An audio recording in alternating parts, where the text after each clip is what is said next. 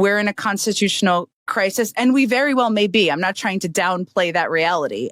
When you have a president, which seems to be what's happening, and an administration who are defying a court order, that is ignoring the one branch of government, that is technically, I think, as lawyers would define it, a constitutional crisis. Right. Well, then through an appeal through could be. We're a little bit down the road, but a road to a constitutional crisis. Okay. How's that? Okay. That's what a press secretary does. The See? road to constitutional crisis. Boy, if that's not a title of a Rachel Maddow special, I don't know what is. Well, there may be. Yo, what up, Black Coffee fam? Today we're talking about the left, the mainstream media, the Democrats, and why I'm standing with Trump and MAGA. Now, before y'all start throwing your keyboards at me, hear me out. I'm not here to blindly stand for anyone, but I'm seeing a pattern, a level of hypocrisy that's got me spitting nails. It's like... Well, I will say, broadly speaking, I'm not going to say Democrats. I'm going to say people on the left do not do that the right does very well, is support within the system, each other. I'm serious. And what I mean by this is this, right? Yeah. Theo Vaughn appears on Joe Rogan's show, right? He promotes what Joe Rogan's doing. But they all promote all of the things each other are doing and what the elected officials, I guess, are doing too. And the left is a little bit more kind of discombobulated in terms of supporting the different entities on the left. There is not a left ecosystem that matches the right ecosystem. But Theo Vaughn and Joe Rogan, I think, are different animals than any of this. I wouldn't say I don't think they're part of any machine. Don't you think they're but they are still in the right wing ecosystem? Wouldn't you agree? No, I would think they're in. No, I would consider them in a more probably libertarian comedic complex, more along the lines of, and if you watch or listen to their shows, a lot of times it's just pure goofing off. Has nothing to do with politics, and oftentimes, but almost entirely. But they are supportive of the Trump enterprise, is what I mean. So maybe I'm loosely putting them in that category. I think they are supportive, but not. They are not relentless in the Trump enterprise. They are not Charlie Kirk. They are not Ben Shapiro. They are very different animals. They are not invested in the shit that you get picked up and go to the headlines of media. But on balance, that's not what their shows are about. There's one set of rules for them and another for us. We see a lot of outrage directed at Trump and the MAGA movement. Every tweet, every rally, every policy is dissected and often portrayed in the worst possible light.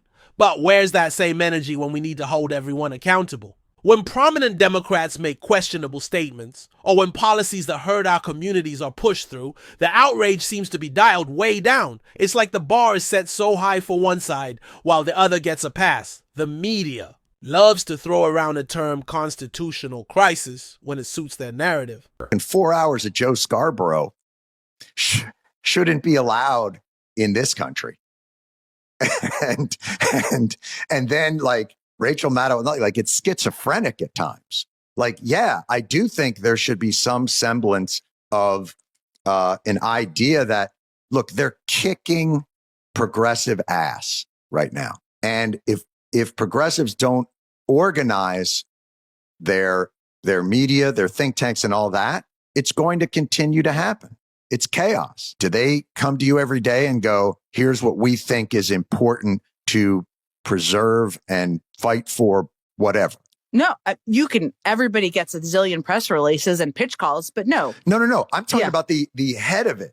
Oh, no. You determine, we determine, each of us for our shows, here's what I'm going to cover today, and here's what I'm going to talk about, and here's what I think is important, which there's an independence-ish of that. And there also is, you're not waiting to be told what to say about anything. You're going to say what you think. So people can trust that, and that is a good thing. See, I disagree with that. I think it's not that you're able to be independent. It's that you're then a prisoner purely to the minute by minutes. Purely. You mean in terms of ratings? The ratings, incentives, and all those other things. If you don't have the ideological component, then you don't have a governing authority of editorial authority, right? And MSNBC, I am unburdened by not having, I can share whatever I think. I have obviously worked in Democratic politics for 20 years. I don't hide anything about that. It is a progressive leaning network, but nobody is to the frustration at times of many elected Democrats, it is not a mouthpiece of the Democratic Party. Anytime Trump did something they didn't like, it was a threat to democracy. But how much of it is genuine concern and how much is just manufactured drama to fuel the base and attack Trump? I'm not saying everything's perfect, but let's be real about the motives here. Are they really worried about the Constitution, or are they just trying to score political points? They accuse Trump supporters of being in an echo chamber. I've been shocked by how undemocratic the Democratic Party can be. Tell me more, what do you mean by, I don't disagree with you necessarily, but what do you mean by that? By putting their foot on the scales to get, make sure that Hillary Clinton comes out of the thing, or make sure that, that they're listening to that anger about the way that even the ACA, quite frankly, struck me as a very conservative. You mean because it didn't have a public option in it? Correct.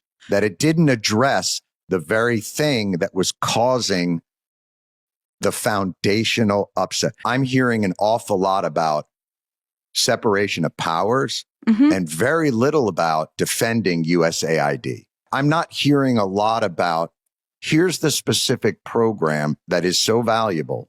And by not funding that, this is what we lose. There's been, to be fair, there's been some attempts at that. But the overwhelming majority has been, we are sleepwalking into a constitutional crisis.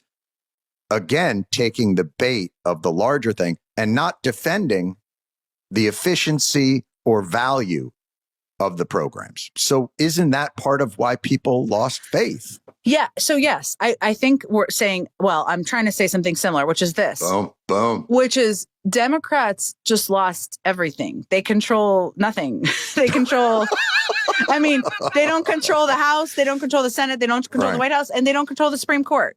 So now is the time to break some shit, right? And break some China. They do control the email lists that continue to ask for money. Well, that's true. They still have that. But let's not pretend the left and the mainstream media aren't doing the exact same thing. MSNBC, for example, is a progressive leaning network. If you only listen to one side, you're only getting half the story. It's like they're afraid of different viewpoints. We see figures on the left, like those on MSNBC, claiming they have independent shows where they determine what to cover. They say they're not told what to say. But come on, are we really buying that there's no ideological leaning? Are they truly unburdened by any agenda? It seems like they are in an echo chamber of hyper-partisans. One of the biggest issues I see is how the Democrats and the media are supposedly defending institutions and programs, but they're not connecting it to how it helps everyday Americans. It's always about protecting themselves and their institutional power. It's like they're more concerned with protecting their own power and image than actually serving the people.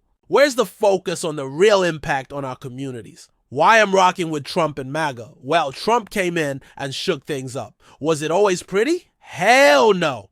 But he wasn't afraid to call out the BS and challenge the establishment, and sometimes that's exactly what you need. He wasn't afraid to question institutions. Focus on the forgotten. Love him or hate him. Trump spoke to a lot of people who felt like they were being ignored by the system.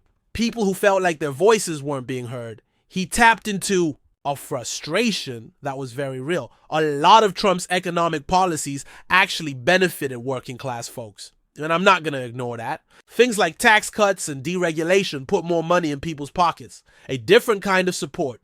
People like Joe Rogan and Theo Vaughn aren't relentless supporters, but they offer support. And that matters. It shows a broader appeal that goes beyond the usual political lines. Look, I'm not saying Trump is perfect, or that the MAGA movement is the answer to all our problems. I'm not saying he didn't make mistakes. But I'm tired of the hypocrisy and the double standards. I'm tired of the media trying to tell me what to think. I'm tired of the Democrats not listening to the people. It's time to wake up, do your own research, and think for yourselves. Don't let anyone, including me, tell you what to believe. Question everything and come to your own conclusions. That's all for today's Black Coffee Podcast. Let me know what y'all think in the comments. Like and subscribe if you're down with the movement. Until next time, stay black, stay caffeinated, and stay woke. Peace!